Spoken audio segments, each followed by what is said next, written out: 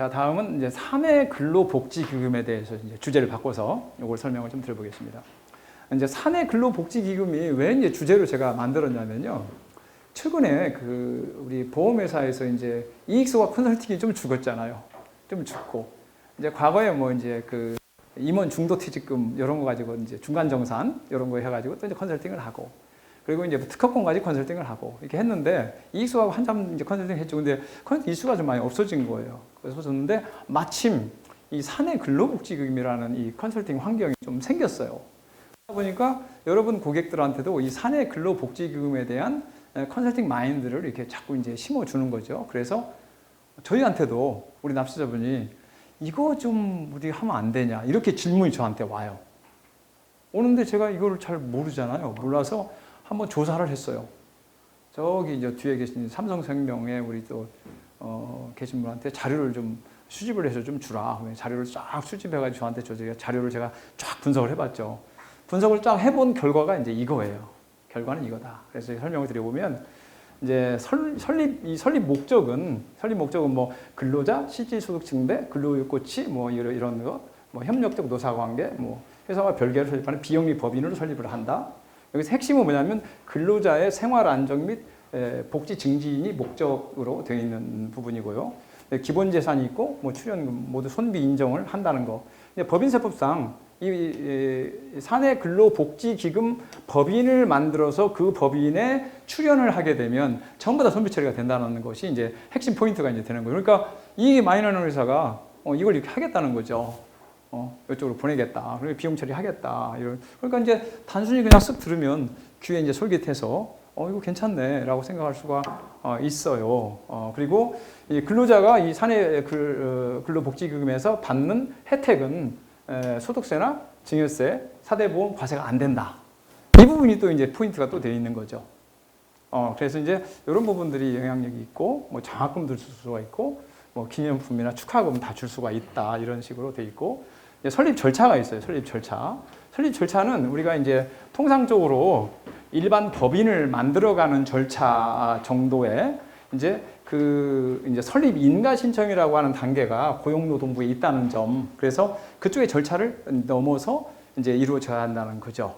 그래서 뭐 등기는 따로 물론 있어야 되고, 그래서 이제 고용노동부의 심사 결정을 받아야 된다는 거. 그다음에 이제 조직이 당연히 이제 법인이니까 조직이 구성이 돼야 되겠죠. 조직 구성이. 그래서 이제 노사 뭐 2명씩 한다. 그래서 최소 4명이 이제 필요한 거죠. 그냥 저는 이렇게 보는 거예요. 여기서 보면 2명 이상, 10인 이하 이렇게 돼 있잖아요.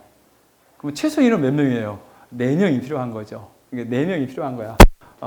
노 쪽에 2, 그 다음에 경영자 쪽에 2명. 그래서 4명이 필요하면 설립이 가능하다. 그 다음에 이제 이사나 감사 뭐 이런 것들 다 이제 해야 되고, 뭐 그렇습니다. 그래서 이제 이렇게. 자, 기금의 조성, 사용 원칙. 기금의 조성은 법인이 이제 주면 되겠고, 뭐 이런 것들입니다. 기금 조성한다. 뭐 차입은 안 된다. 뭐 이런 식으로. 아마 이런 것들은 이제 쭉 진행하면서 전부 다, 만약에 이걸 여러분이 하시겠다 그러면 여러분이 이제 좀 이제 스터디 해가지고 이거를 진행하면서 이런 내용들은 다 나오게 돼 있어요. 이거를 안 나오고 할 수가 없기 때문에. 왜? 이거를 제대로 안 하면 어디서, 여기서 안 받아주니까. 여기서 안 받아주기 때문에 여러분들이 많이 한다라고 하면 전부 다 이제 할 수밖에 없다. 그래서 다 해서 한다. 그리고 어차피 비영리 법인이니까 비영리 법인은 여러분들 세무 업무 그대로 하셔야 되잖아요. 그죠? 세무 업무 그대로 하셔야 되고, 그런 보고 업무를 다 하게 되는 겁니다. 그 다음에 여기서 중요한 게 이제 보시면 임원에게는 혜택을 못 준다. 근데 이제 사실은 이게 잘 보시면 요 의사결정하는 사람들이 누구냐면 임원이 결정하는 거거든요. 회사의 중요한 오너가 이거는 이거 하겠다. 세금 줄이기도 하고, 뭐 직원들 혜택도 주고 이거 하겠다. 그런데 사실은 임원은 혜택을 못 받는다. 이렇게 기본적으로 이렇게 현재 깔려 있어요. 이 부분이. 그리고 뭐 이 규정을 위배했을 때는 과태료를 내야 되고, 뭐 이런 것들이 또 존재합니다. 그래서 여러 가지 문제가 없는 건 아니다. 물론 이제 사실상 근로자인 임원은 들어가도 좋다. 뭐 이렇게 되면 그건 뭐 다른 것도 마찬가지죠. 세부적인 기금의 사용처들 이렇게 이제 쭉 나오는 겁니다. 사용처들이 뭐 자녀 학원비를 줄 수가 있고, 뭐 경조급은 당연한 거고, 직원이 체육 문화 활동 한다면 줘야 되고, 근데 임원이 골프 치러 가는데 지원하는데 안 된다는 거죠. 예를 들자면 뭐 이런 거에 말하자면 그런 것이고, 의료 진단비 근로자들 의료 진단비 지원할 때 이제 되는 것이고, 뭐 이런 명절 선물도 되고요. 이제 상품권도 사서 줄 수도 있고 그렇다는 얘기예요. 예를 들자면. 그래서 이제 여러 가지로 사용할 수가 있는데 다만 제가 아까 뭐라고 그랬어요? 노사 균등한 인원에서 그 투명하게 공개를 할 수밖에 없는 것이다. 근데 이렇게 생각하는 거죠. 직원 2명하고 임원하고 해서 했는데 직원 보기나 해. 서명해. 그러면 이제 쓰고 뭐 한들 어떻게 알겠냐 이거죠. 이제 그런 문제가 또 내부적으로 살짝 그 경영자들은 생각할지도 모르겠다라는 생각이 저한테 있는 거예요. 이제 그런 부분이 있고. 그다음에 기금법인의 운영, 적법하지 않은 운영에 대한 벌칙, 과태료 뭐 이런 게 있고요. 사업 계획서 제출해야 되고 매년 예산을 반영해서 사업 계획서를 내야 하고 그다음에 비영리법인에 대한 회계 처리를 해야 되고 그렇죠. 그다음에 결산 및 보고 의무를 고용노동부에 해야 되고 세무서에도 당연히 해야 되고 그렇죠. 이렇게 돼 있는 거예요. 이렇게 다 해야 되는 거야 이게. 제가 이게 여기가 끝이죠 아마 그렇죠. 근데 이거 들어보시니까 어때요? 이렇게 쫙쫙 들어보시면 어때요? 이게 지금 책으로 아마 이렇게 상당히 두껍게 이제 옛날에 공지가 나와 있는 부분도 있고 뭐 정보로 모아져 있는 것도 있고 그래요. 근데 제가 그냥 일견 볼 때는 법인을 설립하고 운영하고 이것은 법인을 설립하는 데에서 개시하는 데까지는 그냥 어찌어찌 해서 열심히 할 수가 있어요. 자, 근데 운영을 어떻게 할 거냐 이거야. 지금 잘 보시면 전체적으로. 이게 전체가요. 설립은 제가 볼 때는 어찌어찌 해서 설립이 돼요. 그래서 가동도 돼. 자, 그 다음에 비영리법인 회계도 여러분들이 하면 돼요. 우리 잘하잖아요. 이거 선수잖아. 잘 돼요. 이 사업계획서 어떻게 할 거냐고. 그죠? 예산서 이거 어떻게 할 거냐 이 말이지. 뭐 전년도에 만들어진 거 뻔 따가지고 적당히 해서 넣어서 처리해도 됩니다. 근데 그 일은 또 누가 할 거냐 이거지. 예를 들면 제가 이제 판단이 이거예요. 어떤 회사가 뭘 하겠습니다. 이거 하고 싶어요 우리. 그러면 하세요. 제가 도와드릴게요. 자 그런데 운영은 회사에서 하셔야겠죠? 당연하죠. 운영이 뭔 줄 아세요? 그러니까 글쎄 뭐 운영 그냥 하면 되는 거 아니에요? 자 사업계획서 만드셔야 되고요. 그 순간 사업계획서를 우리가 만들어야 돼 이걸요? 누가 만들지 그거를? 세무사님이 도와주셔야 되는 거 아니에요? 도와줄 수도 있죠 물론. 자 근데 중요한 게 뭐예요? 세무사님이 과연 이거를 도와줄 수 있냐 이거지 열심히. 네? 그래서 그런 준비가 내가 그런 준비가 비로소 되었을 때에 하는 거예요. 예를 들어서 보험회사에서 이건 쉽게 할 수 있어요. 왜 쉽게 할 수 있을까요? 보험 계약하고 법인 설립해서 운영하세요. 그리고 던져주면 끝이에요. 보험회사는. 근데 할 일 끝났잖아요. 자 사후관리 AS 할 수 있어요? 보험회사가 어떻게 그걸 해요? 못하는 거지. 사후관리 AS 누가 해요? 세무사님들이 하셔야 돼요. 사후관리 AS 다 하셔야 돼. 이거 벌칙 때려야 되고 뭐 해야 되고 이건 된다 안 된다 판정해야 되고 다 해야 되는 거예요. 회사에서 그걸 할 수 있는 사람이 있다고요? 우리 중소기업, 소기업들이 어떻게 그걸 해? 못하는 거죠. 그래서 세무사님들이 이걸 하려면 무장을 해야 된다. 스스로 무장을 하셔야 돼요. 딱 무장을 해서 이걸 해야 된다. 근데 제가 이제 이렇게 얘기를 하는 거죠. 임순천이 무장할게. 네? 임순천이 공유협업센터에서 완전 무장하겠다. 여러분들이 누구라도 이거 하겠다 그러면 하고 사후관리까지 쭉 밀어붙이고 해서 코멘트 날려주고 다 이렇게 할 수 있어요. 단지 이게 왜 할 수 있어요? 저도 못해요 사실. 혼자는 저도 못해요. 왜 못하냐면 저희 사무실에 이게 한 건이나 두 건 있을까 말까 하는데 그걸 위해서 우리가 계속 매년 이걸 코멘트하고 뭐 얘기 받고 막 고용노동 왔다 갔다 하고 어떻게 이걸 합니까? 못하는 거죠. 못하는 거예요. 다만 공유협업센터에서 할 수가 있어요. 왜 하냐? 여러 세무사님들이 와가지고 다 해달라고 그러니까 그러면 이제 센터처럼 만들어가지고 계속 지원하면 되기 때문에 그건 가능하다 이거지. 예? 그런 얘기를 제가 드리는 거죠. 그래서 아마도 이것은 세무사님 혼자서 만들어서 할 때는 결국에는 뭐가 돼요? 짐이 될 것이다. 짐이 돼요, 짐이. 짐이 되기 때문에 제가 볼 때는 나 혼자 해서 계속 하겠다 그러려면 안 하는 만 못하다라고 저는 봐요. 이 노력할 것 같으면 뭘 노력해요? 이거 열심히 해가지고 뭐 할 것 같으면 제가 여러분들 추천을 뭐 하냐면 가압승계 특례 연구하세요. 이러면 됩니다. 여러분 거래처에는 가압승계 특례 적용할 회사가 사실 편안하게 많아요. 편안하게 이거 싹 보면 있어요. 그 회사에 그런 컨설팅 하면 훨씬 지속 가능하기도 하고, 그 다음에 이제 위험성이 좀 도사리긴 하더라도 어느 정도 그거는 이제 새로운 발굴이 이루어지는데, 이건 사실 발굴하기가 원활하지 않거든요. 그래서 이제 어쨌든 여러분이 만일 하시겠다 그러면 공동 연구를 해서 해야 된다는 말씀을 제가 드리는 거예요. 드리고, 네. 자, 이제 주식 명의신탁 환원으로 들어갑니다. 아마 저희가 지금 한 10분 정도 뭐 이렇게 하다가 중간에 잘리면 다음에 또 스톱하고 하겠습니다. 주식 명의신탁 환원은 제가 볼 때는 상시적으로 우리가 연구해야 된다. 저는 그렇게 봐요. 저희 사무소에는 주식 명의신탁 환원에 대해서 저희 사무소에 있는 세무사님들에게 제가 뭐라고 부탁을 해놨냐면, 한 달에 반드시 판례를, 이에 관련 판례를 한두 개씩 반드시 찾아서 나한테 공유할 수 있도록 해주라. 이렇게 얘기를 해요. 왜 그러냐면, 요거는 자주 있는 일이거든요. 자주 주변에서. 그러니까 자주 있는 일이기 때문에 자주 갖다 놓고 또 공부하고 또 변화를 익히고 또 새로운 방향을 가고 이렇게 해야 되는 거예요. 그런데 사실은 이런 일이 현재 주변에 내 주변 눈에 안 보여. 그 판례를 왜 조사를 해요? 판례 조사할 일이 없죠. 그래서 우리가 이제 제가 아까도 초기에 얘기했지만, 우리가 오늘의 시간이 컨설팅 마인드를 이렇게 확 심어서 앞으로 가자 이런 말씀을 드리는 건 뭐냐면, 나한테 내 스스로 동기부여를 해야 되는 거예요. 나 스스로 동기부여를 해서 내가 저 판례를 반드시 볼 거야. 근데 사실은 판례를 5년 동안 열심히 봤는데 사건이 하나도 없어. 여러분들 그다음부터 안 봐요. 아마 5년도 못 가. 제가 볼 때는 한 달에 판례 한 건 보고 1년만 가서 업무가 없다 그러면 이거 볼 필요가 없어. 안 보는 거죠. 그렇게 돼 있어요.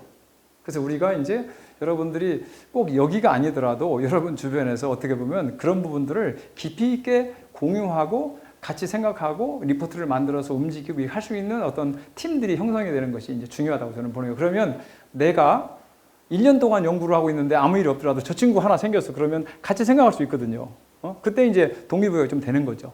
그러니까 내가 생기면 이제 같이 붙어서 또 하게 되고. 그래서 우리가 어떻게 보면은 좀 그 공유를 하는 그런 노력들을 좀 우리가 해나가야 된다라고 봐요. 자, 주식 명의신탁 환원은 기본적으로는 우리 그 세법에 명의신탁 환원 간소화 제도라는 게 있어요. 그렇죠? 세법에 이렇게 규정이 딱 돼 있어요. 그 규정을 기본적으로 여러분들이 숙지하고 그리고 이제 들어가야 되는 거죠. 여기에. 그런데 여기 보시게 되면 뭐 여러분들 법을 보면 아니까 중소기업이어야 된다. 2001년 7월 23일 이전에 설립되어야 된다. 발기인으로 구성되다 보니까 그 요건을 만들어나고 명의신탁이 되었다. 또는 실명전환 주식가액이 30억 미만이어야 된다. 이렇게 해서 이제 이 기본적인 요건이 있어서 이걸 신청을 하는 과정을 거치거든요. 그런데 이게 참 법이 좀 재밌는 게요. 이거를 실명 전환 후에 이게 이제 신청을 하게 되는 거예요. 실명 전환한 후에 신청. 그러니까 쉽게 말하면 이게 일단 신청해서 승인이 떨어지면, 구획청의 허락이 떨어지면 그때 전환하면 된다. 이러면 참 좋은데. 그죠? 얘가 뭐냐면 일단 주주 명부를 바꿔서 신청하세요. 근데 왜 탈락이 되잖아요? 만약에 탈락이 되면 그게 뭐 증여든지 양도든지 그렇게 되는 거예요. 다시 뒤로 돌아갈 수가 없어. 원칙적으로 그렇습니다. 원칙적으로. 그래서 이 부분이 사실은 상당히 뭐 쉬운 문제는 아니에요. 이 부분 쉬운 문제는 아니다. 그래서 제가 이제 얘기를 하는 것은 이거죠. 그리고 여기에 요건이 안 되는 회사가 또 상당히 많아요. 아마 내가 볼 때는 요건이 안 되는 회사가 뭐 대부분이지 않을까. 제가 이렇게 해서 대부분이지 않을까. 요건이 안 되는 회사가 어떻게 하냐 이거지. 그거예요. 요건에 미달하는 명의신탁 주식 뭐 어떻게 하냐 이거야. 이 부분이거든요. 이 부분을 이제 각종 강의하거나 뭐 하거나 했는데 다 보시면 뭐야 이렇게 돼 있죠. 우회해서 하자.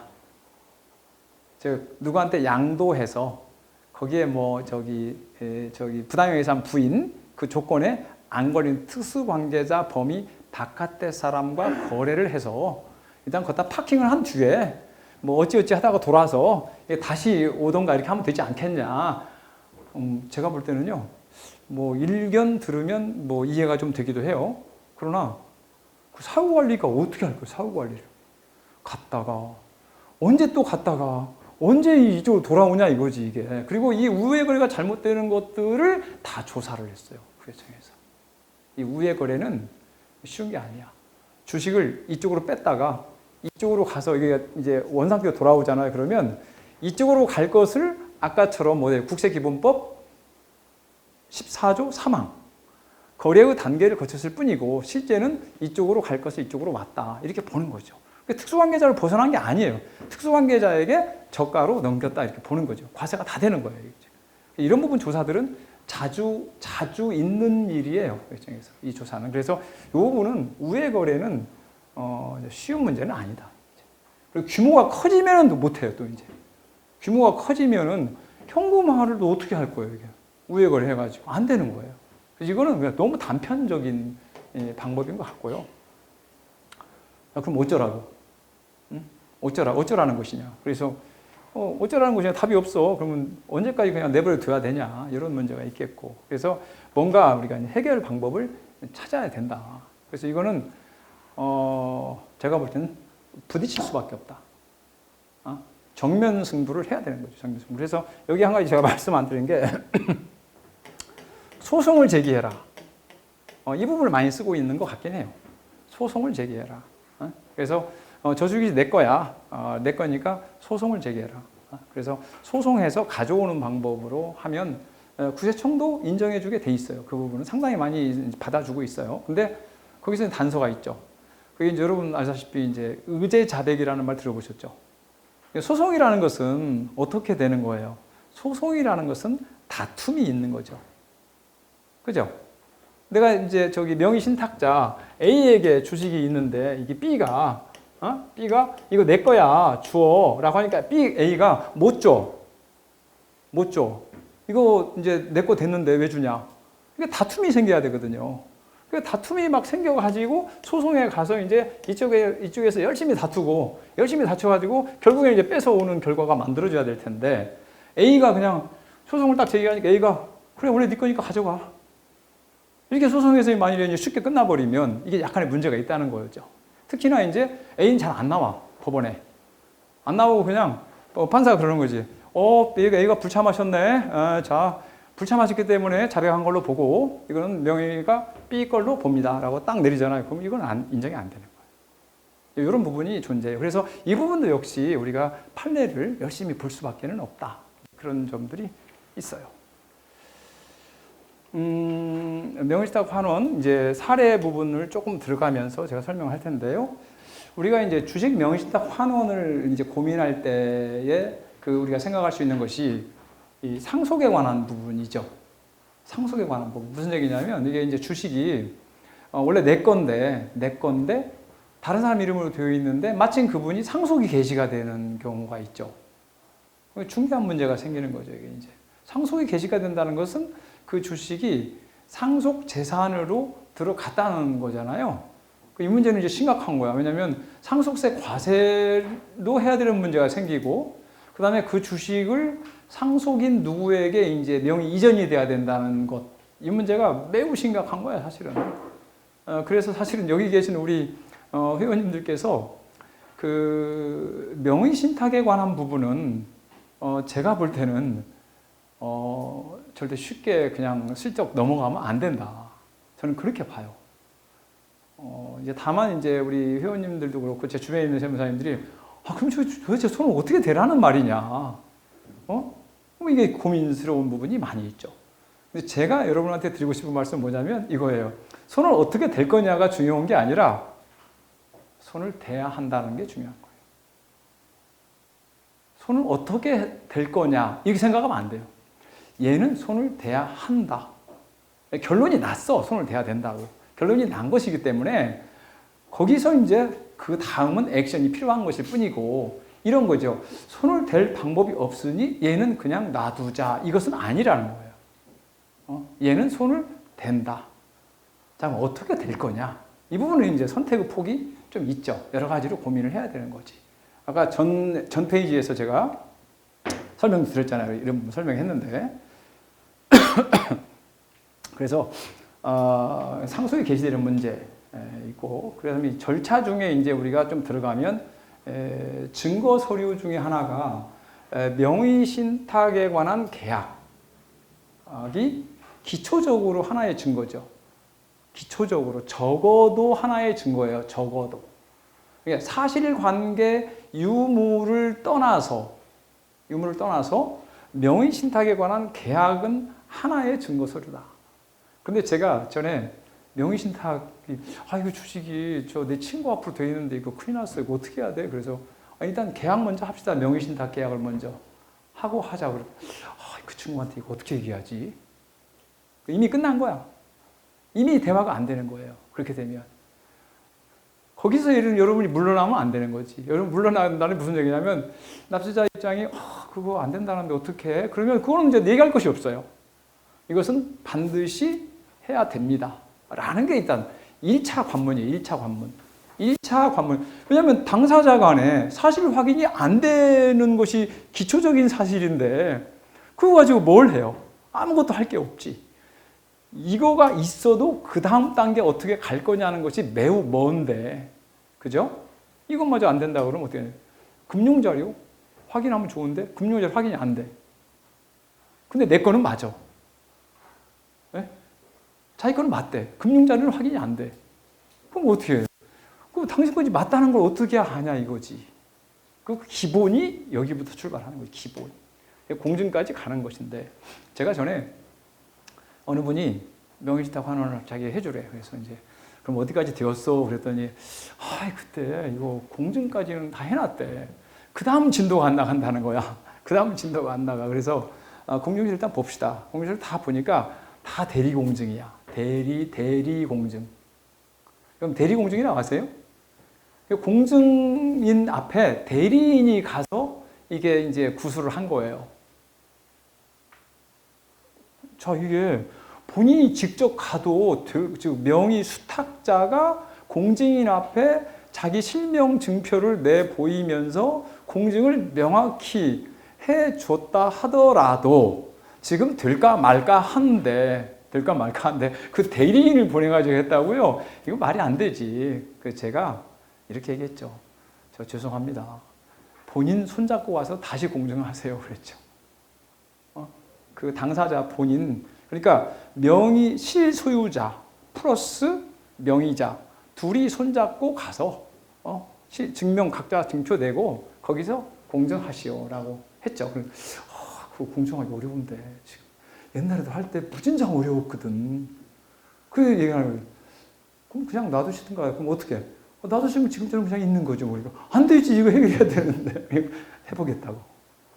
결국에는 해보더라고요. 결국에는 손잡고 가서 그분이 몇 세냐면 여기 서울에서 일을 하는데 그 명의 수탁자가 전라남도에 있어요. 어떻게 해야 돼? 올라오라고? 안 되잖아요.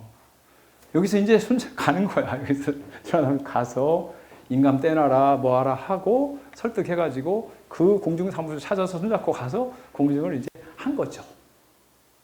제가 그런 거지. 그것도 안 하고 뭘 하겠다고. 그죠? 그래서 제가 이제 여러분한테 말씀드리는 것은 어떤 걸 해야 된다라고 그러면 이거 피할 방법 없을까? 그게 아니고요. 그것은 해야 돼. 이런 거지. 그건 해야 돼. 이러면 돼. 해야 된다. 하자. 그거지. 이거 좀 이제 올해는 넘어가 보면 안 될까? 넘어가 본들 똑같아. 다 변화되는 거 하나도 없어요. 그래서 제가 여러분에게 드리는 말씀은 어떤 거를 한다라 그러면 그 속 깊은 뜻을 볼 필요가 있다. 왜냐하면 공증을 하는데 대리인이 갔으면 공증인 앞에 본인이 인감증명은 떼줬지만 누가 봐도 인감증명은 그냥 떼달라고 해서 떼줬을 뿐이다. 그렇게 주장할 수 있는 것이고, 근데 본인이 공증인 앞에 가서 이 주식이 내 거 아닌 것이 맞아요 라고 일단 언급을 했잖아요. 그거 상당히 중요한 얘기죠. 어쨌든 어떻게 보면은 뭐하고 같아요? 이게 약간 거기까지는 제가 제 변호사가 아니니까 판정을 못 하는데 판결에 앞서서 이제 진술한 거지. 그죠? 진술한 거와 같은 효력이 거의 있다라고 저는 이제 보는 거예요. 그래서 우리가 이제 그런 노력이 좀 필요하겠고, 당사자 입증. 그 다음에 이제 주주총회나 이사회나 이런 데서 어떤 행위들이 존재해야 된다. 행위들이. 제가 볼 때는 이게. 왜냐면 주주총회에서도 그 주주가 열심히 참여해서 명의자가 열심히 사인도 하고 열심히 일도 하고 뭐 다 했는데 이제 아니라고? 그거 좀 이상하잖아요. 그러니까 뭔가 그 주주가 가짜라는 흔적들이 이렇게 남아야지. 예? 가짜라면, 그죠? 적어도 가짜라면 남아야 될 거 아니에요, 뭐가. 어떻게 남을 거냐, 이거지. 우리가 그런 노력이 좀 필요하다. 그런 노력들이 필요하다. 그 다음에 배당금에 대한 얘기도 있죠. 배당해가지고 열심히 줬어요, 배당해서. 응?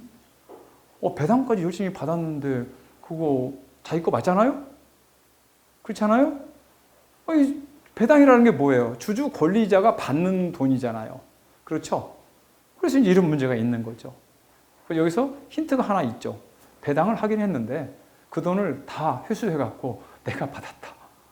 그 증거가 있어. 그러면 배당은 형식에 불과하고 라고 할 수 있잖아요. 그렇죠? 배당을 실질 귀속해서 배당을 시켜버리는 것은 배당 안 하면 못해.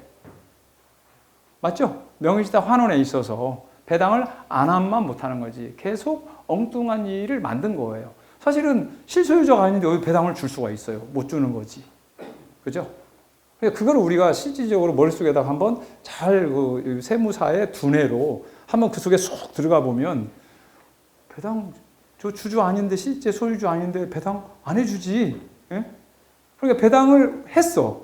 그럼 그 돈이 어디로 갔겠냐고. 결국에는 실소유자에게 돌아왔을 것이다. 이렇게 말하는 것이 맞죠, 우리가. 돌아왔지 않겠어요? 라고 하면 명의를 해서 그냥 줬어. 심각한 거야. 이게 심각한 거예요. 이 자체가 매우 심각한 거예요. 그래서 그런 문제. 그러면 거기에는 뭐가 들어가야 되냐면 여기에 그게 들어가야 되는 거죠. 여기 이 안에 배당은 형식적으로 하지만 명의신탁하는데 뭔가 대가를 지불해야 될 것 같아서 내가 조금씩은 줄게. 그 부분이 그 배당으로 이루어지는 부분이라고 보면 되겠다라는 부분이 있었다 그러면 그것도 이제 뭐 일리가 있겠죠. 일리가. 그래서 우리가 이런 부분들이 좀 필요하겠다라는 생각을 해봅니다. 근데 가끔쯤 제가 이렇게 열심히 얘기해도 어때요?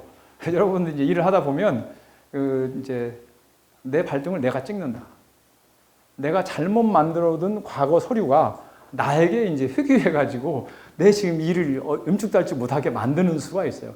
굉장히 이 부분이 좀 예민한 부분이라는 거죠. 굉장히 예민한 부분이다. 그래서 여러분이 아마 이런 것들은 어떻게 해요? 여기가 제가 이런 말 써놨잖아요.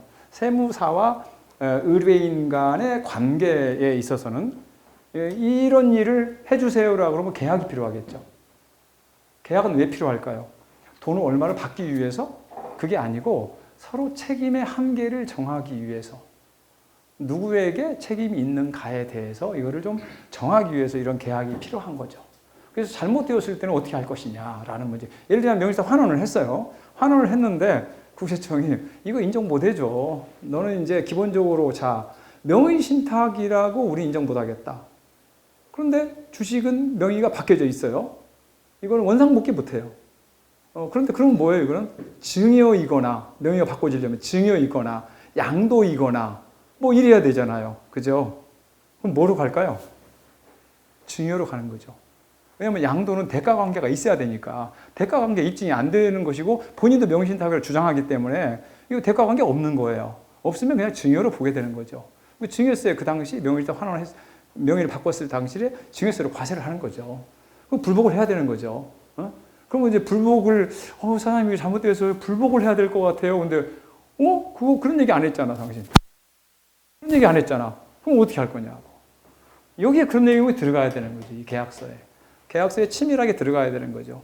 이거 불복하겠다. 이런 일이 있으면. 그리고 심지어는 이게 지금 과세가 되면 증여로 과세할 때는 세금이 얼마 양도로 갈 경우에 세금이 얼마 나올 것이고 이런 예측되는 가능성을 표시를 해주는 것도 또 좋아요. 왜? 증여로 언급한 것은 있는데 나는 그게 무슨 말인지 몰랐다. 납세자가 이렇게 주장할 수도 있거든요. 그렇기 때문에 아니 무슨 얘기냐. 세금이 얼마 나올 것까지 예측을 해서 얘기해 줬는데 그렇잖아요. 그래서 이게 예민한 겁니다. 매우 예민한 거예요. 그래서 책임의 한계를 이제 정해서 우리가 가야 된다. 이제 그런 점에서 그런 거예요. 이게 이제 제가 보는 하나의 이제 표예요. 표. 제가 어떤 회사에 명의신탁 환원을 한번 하면서 한번 이거 업무적 절차를 한번 살짝 이렇게다가 언급해 뒀어요. 뭐 별로 이게 꼭 이렇게 반드시 이렇게 된 건 아니고요. 이렇게 된 건 아니고 이거 뭐 모양을 이렇게 한번 내봤고 여기다가 한번 연도별로 이렇게 한번 이렇게 좀 넣어봤어요. 이런 내용들을 살짝 넣어 봤더니 이렇게 되는 거예요.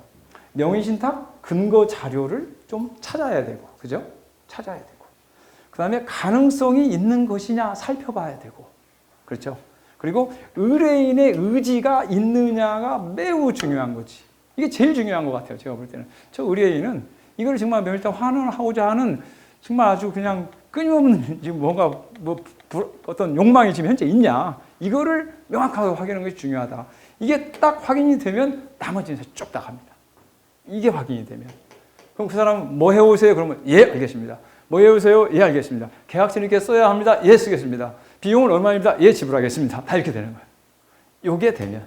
요게 안 되잖아요. 아무것도 안 돼요. 아무것도 안 돼. 하다가 중간에 말어. 그럼 여러분들 힘만 쭉 빠져가지고 아무것도 안 되는 거지. 그래서 제가 최근에 어떤 세무사님이 제 손을 잡고 명의신탁 환원해주러 우리 거래처 좀 갑시다. 그래서 이제 협업을 하라고 이제 갔어요. 왜 갔냐면 그 세무사님이 저하고 이제 친분 관계가 좀 있어. 그래서 안 가줄 수가 없어갖고 이제 갔죠. 가가지고 뭐 제가 있는 지식을 적절한 선에서 쫙 서류도 보면서 쫙 설명을 해주고 막 이렇게 했는데 하루 가고 다음번에 이제 한 번 더 제가 한 번 갔어요. 한 번 가고 두 번째 이제 갈 때는 저는 반드시 계약을 해야 되거든요. 계약을 안 하면 두 번째부터 이제 안 가야 되는데 그 세무사에게 계약서를 딱 내가 이제 줬죠. 여기 보수는 이 정도면 이 정도일 것 같아요. 어떻게 생각하세요? 그러니까 그 정도는 주지 않을까요? 이렇게 얘기를 했어요. 그래서 미리 설명해 보세요. 그랬더니 괜찮을 거예요. 그리고 이제 그렇게 해가지고 갔더니 웬걸 그렇게는 못 하겠습니다. 이런 겁니다. 그래서 제가 가만히 생각해 보니까 힘을 참 많이 뺐구나. 근데 제가 하루 힘 뺐잖아요. 두 번째 날은 그거를 가서 이제 그 세무사가 그거를 이게 이제 사인을 할 거라고 그래서 사인 전 단계에서 보충적 얘기를 좀 했죠. 이렇게 여러분 이렇게 해서 이렇게 갑시다. 그랬는데 막상 사인할 단계에서 안 갈 거야. 딱 이러. 나는 이제 거기서 이제 스톱 딱 하고 그러면 저도 이제 뭐 그렇게 알고 그냥 가겠다. 그래서 그 세무사 손잡고 그냥 나왔죠. 나왔는데 제가 그때 반성을 했죠. 제가 무슨 반성을 했냐면 이제 어느 정도 친분 관계가 있는 세무사가 저한테 손잡고 가자 그러면 나는 안 간다. 안 간다. 그럼 어떻게 하냐? 어떻게 하는 줄 아세요? 저기 제주도에서도 비행기 타고 여기로 오라 이거지. 이게 매우 중요합니다. 굉장히 중요한 얘기. 여기 안 오잖아요. 그 사람은 절대 아쉽지 않아. 그러니까 아쉬우면 와요. 그게 어디에 있어요? 여기에 있는 겁니다.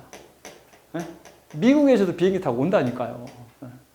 근데 그렇게 이게 아니면은 그 사람은 여러분 코멘트 하면 안 돼, 사실은. 이 전문가의 코멘트는 굉장히 중요한 거거든요. 전문가가 코멘트를 한번 딱 하는 순간 그건 해법을 준 거거든요. 해법 줬어요. 제가 이제 상당한 해법을 줬거든요. 왜? 거기 오랫동안 해결을 못 했어요. 거의 10년 동안 해결을 못 했어요. 해결을 못 했는데 그거를 내 말을 하루 듣고 본인이 생각하니까 네, 해법이 다 왔어. 난 돈 지불 안 할 거야. 이렇게 된 거죠. 여러분들, 여러분이 갖고 있는 그 노하우는 사실 별거 아닌 것 같지만 사실은 굉장히 중요한 노하우일 수도 있다. 지금 제가 여러분 얘기하는 것들이 여러분은 어느 정도 아마 상당한 코칭이 좀 될 수도 있습니다. 이미 이렇게 하는 분도 계시고 저에 대해서 의문을 제기하는 분도 계시겠죠. 이렇게 하는 거에 대해서 의문을 제기하는 분도 계세요. 그래서 방향을 설정하고 이제 스케줄이죠. 스케줄을 쫙 설정하는 거죠. 그러니까 주식을 평가를 해야죠. 이제 평가를 해야지 위험도가 얼마나 있는지 알 거 아니에요. 그죠? 이 가격이 얼마나 되는지 알아야지 위험도 평가하는 거예요. 그리고 위험도를 담아서 계약을 하는 거지. 그래서 위험도를 담아서 계약을 하면 전진하자고 하는 거죠. 이제 전진하는 거예요. 전진해서 근거 자료를 더 확보를 하고 추가 자료 입증을 하고 명의신탁 사실 확인서를 만들고 공증하고 회의 서류 만들고 회의 서류 유지하고 지속적으로 뭐 이렇게 작업을 하고 명의신탁 환원을 하고 주식변동권 상환명의서 제출을 하고 그렇죠. 벌써 3년 지났어요. 이렇게 이 과정이 이렇게 지나서 이제 지방세 소명 자료는 반드시 나오더라고요. 명의신탁 환원하면 지방세에서 지방세 과세하겠다. 통지가 와요. 주주가 변동이 되는데 왜 지방세를 안 냈습니까? 그래서 그때 제가 이제 서류들을 소명 자료를 쫙 만들어서 딱 보내면 100% 예, 알겠습니다. 끝. 그죠? 명의신탁 환원은 지방세 과세 대상이 아니거든요. 사실 여부를 자기들은 확인을 해야 된다. 확인하세요. 확인하세요. 그러니까 자기가 확인해보고 이거죠. 2장을 주면서 확인하라. 그러면 이거 뭐예요? 이렇게 얘기한단 말이죠. 그래서 저는 줄 때 페이퍼를 많이 줘요. 상당히 많이 주니까 자기가 그걸 보고 예, 알겠습니다. 그냥 알겠습니다. 처리 끝나겠다. 근데 본인이 그걸 전부 다 파악해서 이거를 뭐 처리를 하고 뭐 하려고 보니까 원가가 너무 많이 들어가. 그리고 그것을 자기가 과세를 궁극적으로 할 수 있는지도 잘 모르겠어. 이런 문제가 있는 겁니다. 그래서 이 부분은 거의 다 넘어가더라고요. 넘어갔고. 여기가 문제예요. 상속 개시가 문제입니다. 상속 개시가 딱 되면은 조사를 할 거 아니에요. 조사를 하면 어떻게 돼요? 주식 명의가 바뀐 재산이 나타나잖아요. 그죠? 나타나기 때문에 상속 재산에 명의신탁 환원을 했음에도 불구하고 상속 재산으로 보려고 할 수 있죠. 그렇잖아요. 그게 왜냐하면 몇 년 내에 처분 재산 안에 이제 들어가니까 이게 그래서 이 문제가 있는 겁니다. 이 부분은 그래서 요런 거 때문에 이 앞에를 열심히 일을 해야 돼요. 열심히 일을 해서 이런 때에 그쪽에서 이거 무진장했어. 정말 이거는 가짜면 절대 이렇게 못해. 그렇죠? 거짓으로 이렇게 할 수는 없다. 그리고 이거는 궁극적으로 어떻게 하면요, 이게 과세를 하면 소송에 들어갈 거 아니에요. 법원에서 인정해주게 돼 있다. 이게. 단지 우리가 세무사가 소송을 먼저 해서 합시다 그러면 세무사 뭐 할 일 없어요. 세무사 할 일이 없잖아요. 세무사 할 일이 뭐가 있어요? 소송 변호사하고 둘이 알아서 하라고 하면 세무사 할 일이 없지. 네? 맞죠? 여러분들 뭐 할 거예요? 주식 명의신탁 환원해서 변호사한테 던지고, 여러분들은 던지고 뭐 하고 있어요? 이제 기장하고 있지 계속. 그죠? 계속 던지고. 변호사 아무것도 세무사 할 일이 없어요. 그래서 세무사는 일정 부분 세무사가 할 수 있는 일을 범위 내에서 하면 되고, 여기에 상당 부분이 제가 참고적으로 말씀드리면 법무사의 업무가 속합니다. 법무사. 이 법무사의 업무가 이 속에 많이 포함되어 있어요. 법무사의 업무가. 반드시 법무사의 업무를 의뢰를 해서 처리를 하면 돼요. 그리고 공증은 공증사에서 하면 되고, 그 다음에 이제 회의 서류들은 이제 법무사에서 공증해서 그 서류를 합당한지 판단해가지고 처리하면 되고, 이런 일들을 여러분들 해나가면 된다. 그 다음에 이제 배당과 주식 명의신탁과의 관계에 대해서 이제 고민을 해서 그 부분들이 어떻게 영향을, 왜냐하면 많은 회사들이 요즘엔 중소기업들이 많이 배당을 많이 해요. 실제적으로. 배당을 많이 하다 보니까 주식 명의신탁 환원을 할 때 배당이 어디에 묻어서 이렇게 움직이거든요. 그 부분들을 이제 정확히 이제 직시를 하고 이 부분들을 이제 컨트롤 해줘야 되는 것이 맞죠.